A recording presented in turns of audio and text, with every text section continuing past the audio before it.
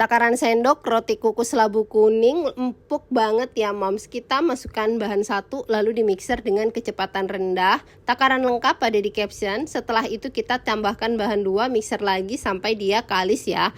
Aku pakai hand mixer Idealife tipe IL221B, harganya terjangkau, nggak boros listrik. Bisa juga buat nge-mixer bolu ya moms. Ini sangat recommended, bisa didapatkan di Shopee-nya Idealife. Kalau dia sudah kalis seperti di video, lalu kita diamkan selama 1 jam. Tutup pakai serbet bersih yang lembab. Setelah dia mengembang lalu kita kempiskan. Adonan memang sedikit lengket, jadi balurin alas dan tangan pakai tepung terigu ya sedikit. Nah kalau sudah aku bagi sesuai selera.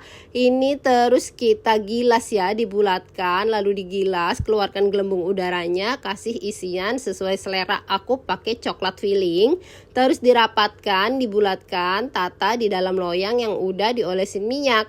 Kalau udah kita panaskan kukusan, terus kita kukus kurang lebih ini 30-40 menit pakai api sedang. Nah kalau sudah matang kita angkat.